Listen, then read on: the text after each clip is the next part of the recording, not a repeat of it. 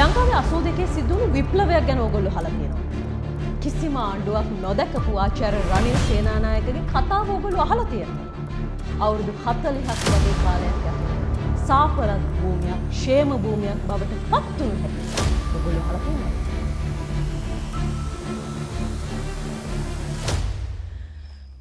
තනි මිනිහෙක් මුඩු හිස් ජීවයක් නැති බිමක ඉඳගෙන මේ මුළු ලෝකෙම වැරදි කියලා ඔප්පු කළා කියලා මං ඕගොල්ලන්ට කිව්වොත් ඕගොල්ලෝ මාව විශ්වාස කරනවද?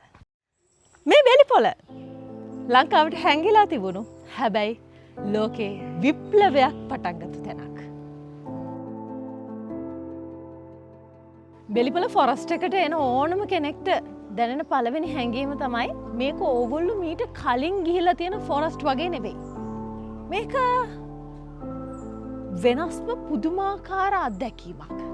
ඒකට හේතුව තමයි ඇත්තටම මේ කැලේ හැම ගහකටම හැම කොළයකටම හැම කුරුල්ලෙක්ටම සර්වයිවල් ගැන බලාපොරොත්තුව ගැන වගේ මිනිස්සෙගේ විෂන් එක ගැන අපිට කියන්න තියෙන කතාවක්.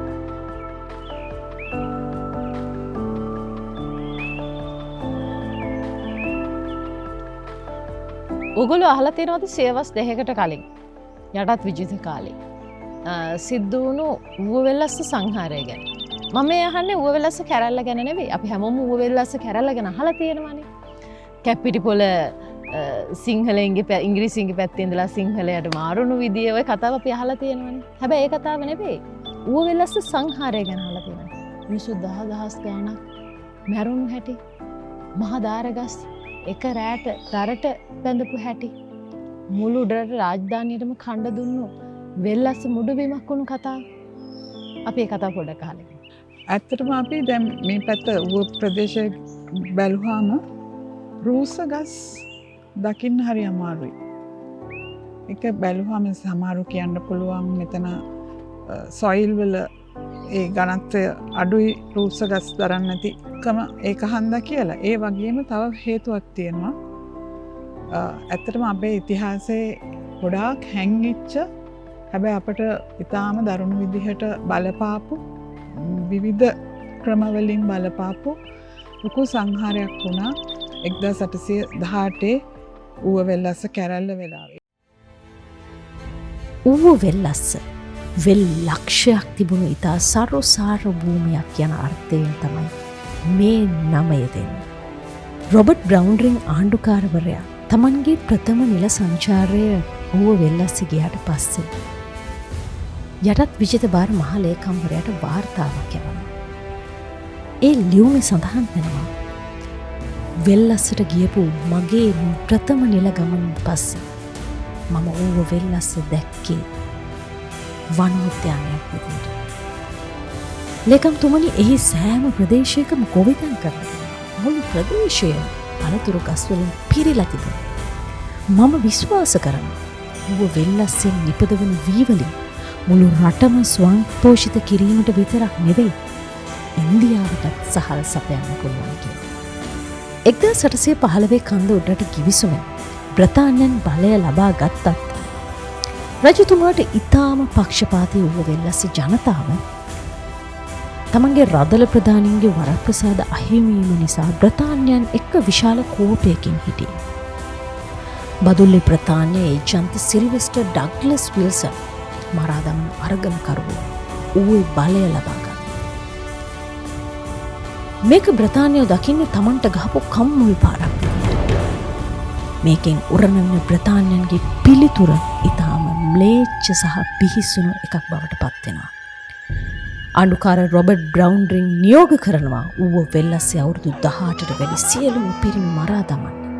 ගවපට්ටි, කුඹුරු, වාරිමාර්ග, ගම්මාන විනාශ කරලා මුළු ඌව පළාතම නැවත ජීවයක් ආරම්භ කළ නොහැකි මුඩු බිමක් කරන්න කියලා බ්‍රතාන්‍ය සොල්දාදුවන්ට අණ කරනවා.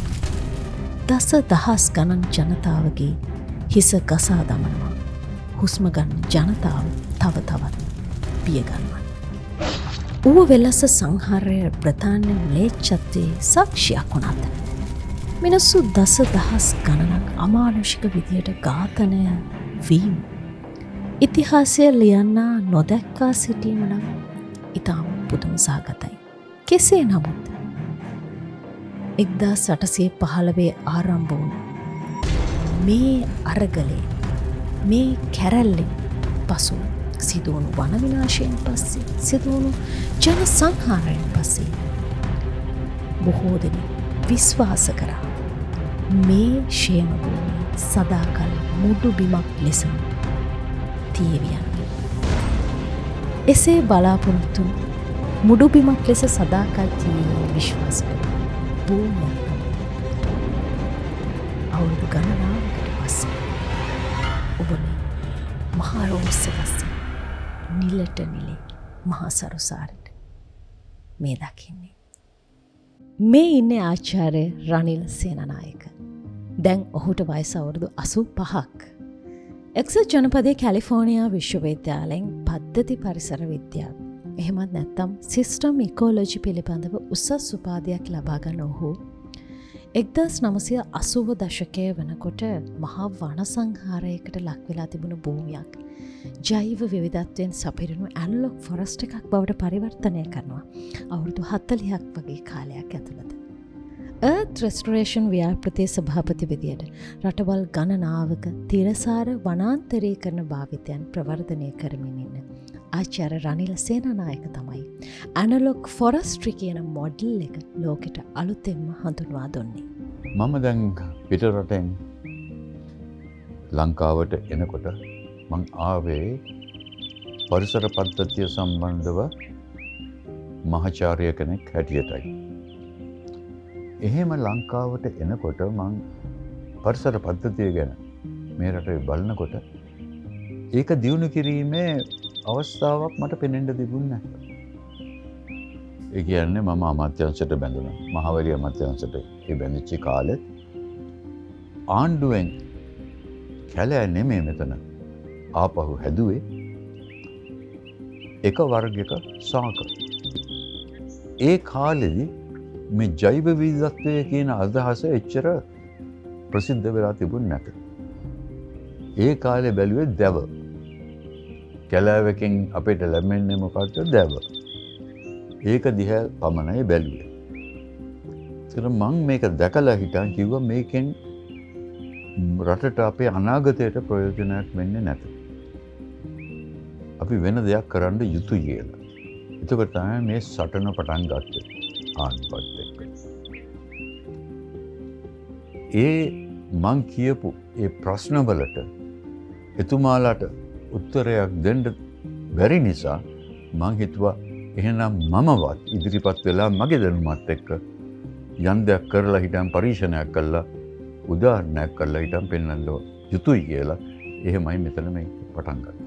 අපිට ඉගෙන ගන්න ලැබුණ කැලෑවක අවස්ථා 4ක් තියෙනවයි කියලා. ඒකේ පළවෙනි අවස්ථාව තමයි ඉමර්ජන්ට් ලේයර් එක. මේක තමයි වනාන්තරයක ඉහළම ස්තරය වෙන්නේ. මීටර් 40 ඉඳලා මීටර් 70 දක්වා උස ගස් තමයි මේ ලේයර් එක ඇතුලේ තියෙන්නේ. අඩු ඝනත්වයකින් තැනින් තැන තමයි ගස් පිහිටලා තියෙන්නේ. උස ගස් තියෙන නිසා බොහොම හොඳට සූර්යාලෝකය ලැබෙන මේ ගස්වල උකුසු විශේෂ වගේ කුරුල්ලන් විශේෂ කූඩු හදනවා අපිට දකින්න පුළුවන්. දෙවෙනි අවස්ථාව තමයි කැනපි ලේයර් එක. මීටර් 20 ඉඳලා මීටර් 40 දක්වා උසට කැනපි ලේයර් එක ඇතුලේ ගස් අපිට දකින්න පුළුවන්. ඉමර්ජන්ට් ලේයර් එක වගේ නෙවෙයි. ගස්වල කඳන් එකිනෙකට බොහොම ආසන්නව පිහිටලා තියෙන නිසා වියනක් වගේ ඝන ශාක තට්ටුවක් මේ ලේයර් එක ඇතුලේ බලා ගන්න පුළුවන්. ඉතින් කැනපි ලේයර් එක ඇතුලේ වඳුරෝ, රෙලව්, දඬුලේ, නුගුඩෝ වගේ සත්තු කූඩු හදාගෙන ඉන්නවා අපිට දකින්න පුළුවන්. තුන්වෙනි අවස්ථාව තමයි අන්ඩර්ස්ටෝරි ලේයර් එක. කැනපි ලේයර් එකට වඩා ශාක ඝනත්වය අඩුයි. ඉරේලිය ලැබීමත් අඩුයි. ඉරේලිය ලැබීම අඩු නිසාම මේ අඩුවෙන් ලැබෙන ඉරේලිය බොහොම හොඳින් උරා ගන්න මේ අන්ඩර්ස්ටෝරි ලේයර් එක ඇතුලේ තියෙන ගස්වල කොළ අපිට ටිකක් විශාලත්වයේ වැඩි, ඒ වගේම තුනීවට බලා ගන්න පුළුවන්. ඉතින් අන්ඩර්ස්ටෝරි ලේයර් එක ඇතුලේ ගස්වල උස මීටර් 5ත් මීටර් 20ත් අතර ප්‍රමාණයෙන් තමයි අපිට දකින්න ලැබෙන්නේ. මේ අවස්ථා 4න් අවසාන අවස්ථාව තමයි ග්‍රවුන්ඩ් ලේයර් එක. අපි මේක ෆොරස්ට් ෆ්ලෝ එක එහෙමත් නැත්නම් ග්‍රාස් ෆ්ලෝ එක කියන නම් වලින් හඳුන්වනවා. ෆොරස්ට් ෆ්ලෝ එක උඩරිම මීටර් 3 දක්වා උස කලාපයක්. මේක තමයි වනාන්තරයක පස් තට්ටුව ආසන්නයේම පිහිටලා තියෙන ලේයර් එක. මේක ඇතුලේ පඳුරු වර්ග, මී වන විශේෂ, උරග විශේෂ, ගොළු බෙල්ලන්, පත්තෑයින් වගේ ජීවී ගහනය අධිකම ලේයර් එක තමයි මේ ග්‍රවුන්ඩ් ලේයර් එක කියලා කියන්නේ. අපි සාමාන්‍යයෙන් වනාන්තරයක හදවත කියලා කියන්නේ මේ ෆොරස්ට් ෆ්ලෝ එකට. ඉතින් සාමාන්‍යයෙන් මේ අවස්ථා හතරම අපිට බලාගන්න පුළුවන් වෙන්නේ වෙට් සෝන් එකේ තියෙන වනාන්තරයක. උපකන්දකරු වනාන්තරයක මේ අවස්ථා හතරෙන් තුනක් දෙකක් වගේ තමයි අපිට බලාගන්න පුළුවන් වෙන්නේ. හැබැයි බෙලිපොළ ඇනලොග් ෆොරස්ට් එකේ මේ අවස්ථා හතරම එහෙම නැත්නම් මේ තත්ත්වයන් හතරම අපිට බලාගන්න පුළුවන් කියලා තමයි අපිට මෙතනදී දැනගන්න ලැබුණේ. ඔගොල්ලෝ ගියොත් ඔයගොල්ලන්ට බලාගන්න පුළුවන්. සමහර කලාප ඒගොල්ලෝගේ පරීක්ෂණ සඳහාම වෙන් කරලා තියෙනවා. එක අතකට කිව්වොත් මේ මුළු බෙලිපොළම පරීක්ෂණාගාරයක් වගේ. එහෙමත් නැත්නම් අපිට ගෙදර ගෙනියන්න ගොඩාක් දැනුම හම්බෙන, අපිට ඉගෙන ගන්න ගොඩාක් දේවල් තියෙන මේ බෙලිපොළම දැනුම් පද්ධතියක් විදියටත් අපිට කියව ගන්න පුළුවන්. බෙලිපොළදී පැලවෙන හැම පැලයකටම එයාට වෙන්නු කාර්යයක් තියෙනවායි කියලා අපිට මෙහෙදී මෙහෙ කට්ටියත් එක්ක කතා කරනකොට අපිට දැනගන්න හම්බුණා. ඒක එක්කෝ ඒගොල්ලොන්ට තියෙනවා කිසිම ප්‍රයෝජනයක් නැතුව නිසර වෙලා තිබුණු මේ බෙලිපොළ නැවත ජෛව විවිධත්වය ගේන එක වෙන්න පුළුවන්. නැත්තම් මේ පසට පෝෂණය ගේන එක වෙන්න පුළුවන්. නැත්තම් බෙලිපොළ ඇත්තටම මාරම සීතලයි. එහෙම නැත්තම් මේ පරිසරයේ උෂ්ණත්වය පාලනය කිරීම වෙන්න පුළුවන්. එහෙමත් නැත්තම් මේ වටපිටාවේ ඉන්න මිනිස්සුන්ට කැම ටික ලබා දීමත් මේගොල්ලොන්ගේ කාර්යයක් වෙන්න පුළුවන්. ඒ වගේ මේ බෙලිපොළ ඇනලොග් ෆොරස්ට් එකේ මේ පසේ පැලවෙන හැම පැලයක්ම පැලවෙද්දී එයාට කරන ඩියුටි එකක් බාර දීලා තියෙනවා. ඒක මීට කලින් අපිට අහන්න ලැබුණ නැති හරි අපූර්ව කතාවක්. දැන් ජෛව විවිධත්වයේ හැටියට අපි කැලෑවක් වනාන්තරයක් දිහා බැලුවොත් ලෝකේ ඕනෑම තැනක ජෛව විවිධත්වය පැත්තෙන් බැලුවොත් ශාක වලින් අපිට ලැබෙන්නේ ජෛව විවිධත්වයේ 100%යි. කැලෑවක 99%ක් ඒ ජෛව විවිධත්වයෙන් තියෙන්නේ ශාකවලට අමතර ජෛවම. එක ඇත්තක් තියෙනවා ශාක වලින් ජෛව ස්කන්ධය 85% විතර හැදෙනවා. නමුත් විවිධත්වය නැහැ. ඔතන තමයි මේ ප්‍රශ්නේ ගොඩනැගුණේ. අර තිබුණ අපි බැලුවේ තියෙන ශාක වලින් දව පමණයි. අනිත් ලක්ෂණ බැලුවේ නැහැ. ඉතින් ඒ ලක්ෂණ ඇතුල් කර යුතුයි කියලා තමයි මගේ සටන පටන් ගත්තේ මේ නිලධාරී සම්බන්ධව. ඕගොල්ලෝ මේ වෙනකන් දැකපු අපි ඕගොල්ලොන්ට පෙන්නපු මේ තියෙන මේ ගස් මේ සත්තු තනි පුද්ගලයෙක්ගේ ආසාවකට එහෙම නැත්නම් එයාට තිබුණු විනෝදාංශයකට කරපු වැඩකට එහා ගියපු ලොකු කතාවක් තියෙනවා මේක ඇතුලේ. ඒ තමයි බෙලිපොළ මේ ඇනලොග් ෆොරස්ට් එකට පුළුවන් වෙනවා ලෝකෙට මොඩල් එකක් හදලා දෙන්න. මේ වෙදී ඔයගොල්ලෝ දන්නවද ජෛව විවිධත්වය රැකගන්න ඊට පස්සේ සරු සාරට කොළ පාටට තිබුණු ෆොරස්ට් එකක් මුඩුබිමක් නොවි ඒකේ ඒ ජීවය සදාකාලිකව යාට ලබා දෙන්න මේ වෙද්දී කොස්ටාරීකා වල ඉඳලා පිලිපීන දක්වා රටවල් 26කට වැඩි ප්‍රමාණයක් මේ ඇනලොග් ෆොරස්ට්‍රි ප්‍රින්සිපල් මේ වෙද්දී අනුගමනය කරනවා කියලා අපිට වාර්තා වෙනවා. මේ විශාල ගහ පේනවද? ඒක ඩොක්ටර් රනිල් මෙහෙ ඇවිල්ලා හිටවනකොට මෙච්චරක් විතර චූටි පැලයක්. මමත් හිතුවේ ආවහම බෙන්ජමින් පැලයක් කියලා. බෙන්ජමින් වර්ගයක් තමයි වලුනුග කියලා කියන්නේ. හැබැයි ලංකාවේ පැලයක් නෙවෙයි. ඉතින් බලන්නකො නේද? අවුරුදු 200ක් විතර ගිහිල්ලා අපිට බලන්න හම් වෙන ප්‍රතිඵලයක් තමයි අපි මේ අවුරුදු 40ක් වගේ පොඩි කාලයක් ඇතුළත මේ විදිහට මේ දකින්නේ. රෙයා ප්ලාන්ට්ස් කියන්නේ දෙවර්ගයක් තියෙනවානේ. එකක් ස්වභාවික මේ රටේ තියෙන පැල වර්ග, අනිත් එක පිටින් එන පැල වර්ග. දැන් අපේ රටේ තියෙන පැල වර්ග බැලුවොත් අපි දැන් නොයෙක් ස්ථානවල ගිහිල්ලා හොයලා ඒ ශාකා ආපහු මෙතනට ගෙනනවා. අපි මෙතෙන්ට මේ කැලෑව හදන්න පෙර මෙතන පරිසර පද්ධතිය තිබුණ නෑ ඒ ශාක පැල කරන්න. ඒ කියන්නේ වනරාජ පැලයක් ගෙනාවත් ඕක පැල කරන්න තැනක් නෑ. අද වනරාජ ඕන තැනක අපිට ගිහිල්ලා පැල කරන්න පුළුවන්. ඉරු රාජ ඒ වගේමයි. ඒ වගේම තවත් තියෙනවා මේ උඩවැඩියා වර්ග. එව්වත් තිබුණේ නෑ. දැන් උඩවැඩියත් බෝ වේගන යනවා. නමුත් එක දෙයක් බලන්න තියෙනවා. ඒ කියන්නේ පාලනය දැන් ජෛව විවිධත්වය වැඩි වෙන්න පාලන ප්‍රශ්නත් වෙනස් වෙනවා. ඉස්සර මෙතන රිලව් හිටියේ නැහැ. දැන් රිලව් වැඩි වුණා. එහෙම තියෙන උඩවැඩියත් ඔක්කොම ගලවනවා. ඒ වගේම ඉස්සර දනුලෙන් හිටියේ නැහැ. දැන් ආපහුල්ල හිටන් තියෙන මේ අබ ගැටයක් තිබුණා ඌ කනවා. ඔය වගේ ප්‍රශ්නත් මතුවෙනවා. ඉතින් පාලනය තමයි මේ පාලනය කොහොමද ක්‍රියාත්මක වෙන්නේ කියලා මේක කෙරුවේ නැත්නම් අපිට තේරෙන්නේ නැහැ කොහොමද කියලා පාලනය කරන්නේ. දැන් ඉතින් අදහස් නගිනවා ඊට ඔසබේ පරිශ්‍රණය පවත්වනවා විසඳුමක් ලැබුණොත් අනුන්ටත් කියලා දෙනවා මෙන්න විසඳුම මේකයි.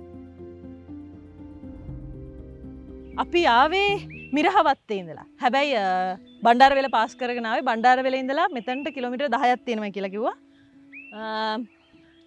වැලිමටටත් කිලෝමීටර් 10ක් තියෙනවා කියලා කිව්වා. ඒ කොහොම වුණත් ඒ ඔක්කොම පහු කරන් එනකොට තිබ්බට වඩා මාර සීතලක් කැලේ ඇතුලේ තියෙනවා.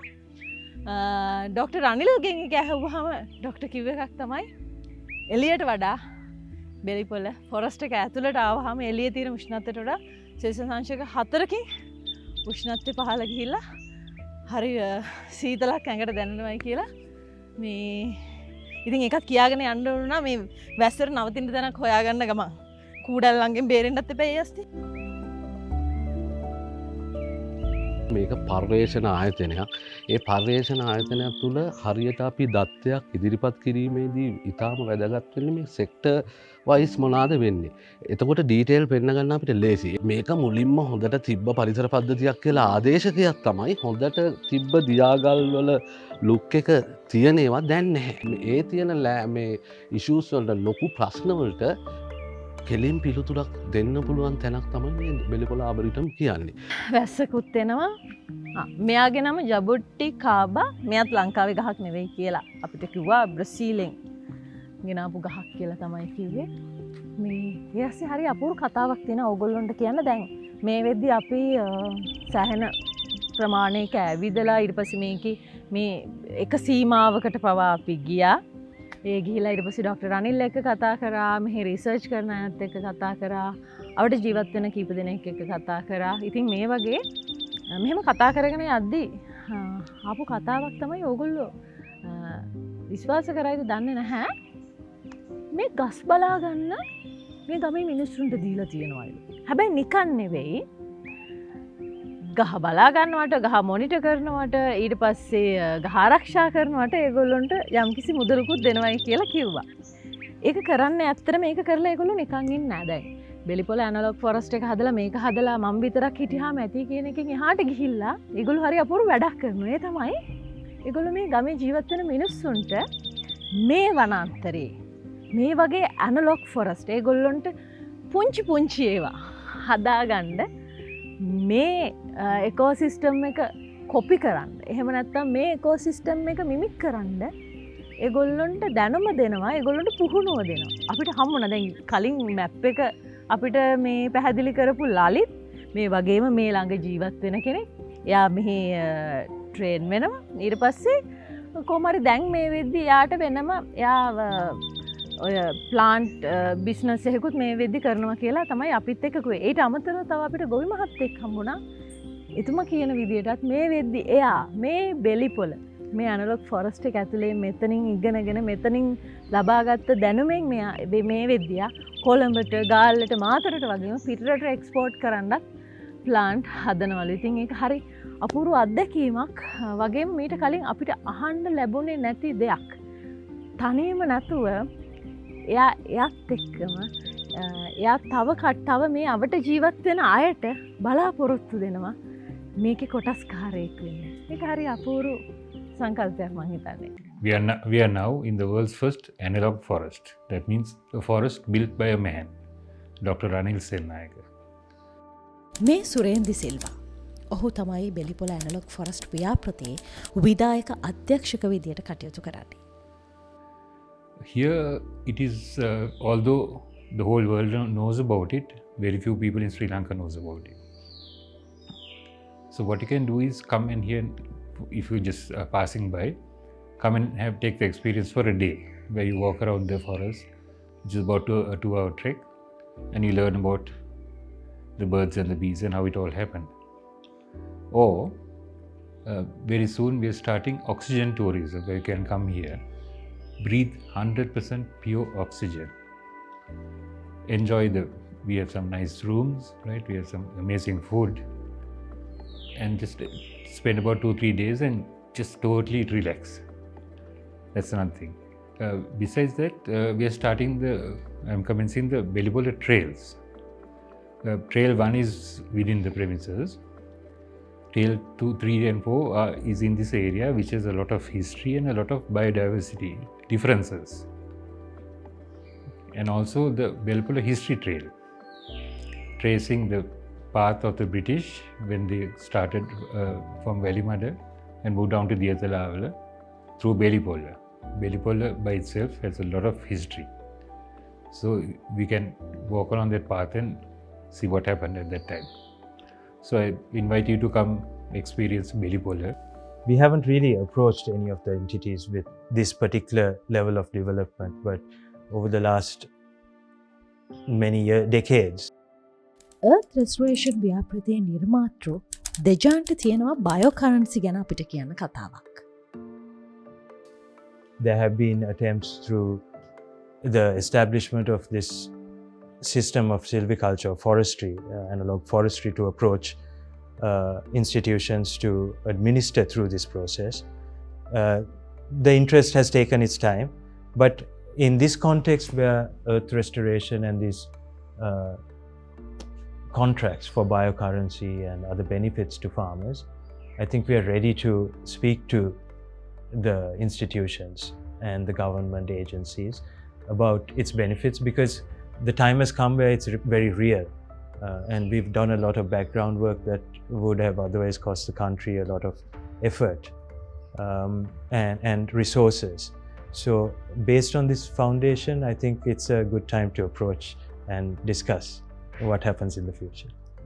Also, in laying the foundations, some of these concepts and the new ideas we have proposed towards developing economies at the social level has been discussed in Parliament, such as the oxygen economy and economies based on carbon and forestry.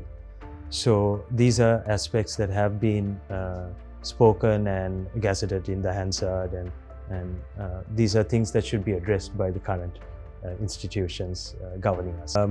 Some of our pilots in terms of growing these tree units and nurturing them through this process has been validated, and has been the Prime Minister of Sri Lanka has validated and participated in some of these programs in Chedikulam in Vavuniya in the year 2020. The then Prime Minister, the Honourable Dinesh Gunawardena, was a participant in making some of these payments for ecosystem services that were evaluated through the biocurrency program in Chedikulam, Vavuniya. In a world obsessed with fast growth and quick profits, Belipola reminds us that real wealth grows slowly, silently, and symphonically, leaf by leaf, root by root. ඉතින් ඕගොල්ලොන්ට analogue ෆොරස් ගැන මේ video එකේ කතා කරාට වඩා තවත් තොරතුරු දැනගන්න කැමති නම් ඩොක්ටර් අනිල් සේනානායක එක්ක අපි කරපු එක්ස්ක්ලූසිව් පොඩ්කාස්ට් එකක් තියෙනවා. ඒකේ මීට වඩා ඉන්ටරෙස්ටිං කතා ගොඩක් ඒක ඇතුලේ කතා වෙනවා. ඒක බලන්න ඕගොල්ලොන්ට slblog.live සබ්ස්ක්‍රිප්ෂන් එකත් එක්ක එකතු වෙන්න කියලා ආරාධනා කරනවා. එහෙනම් ආයෙ දවසක මේ වගේ වීඩියෝ එකකින් හම්බ වෙමු.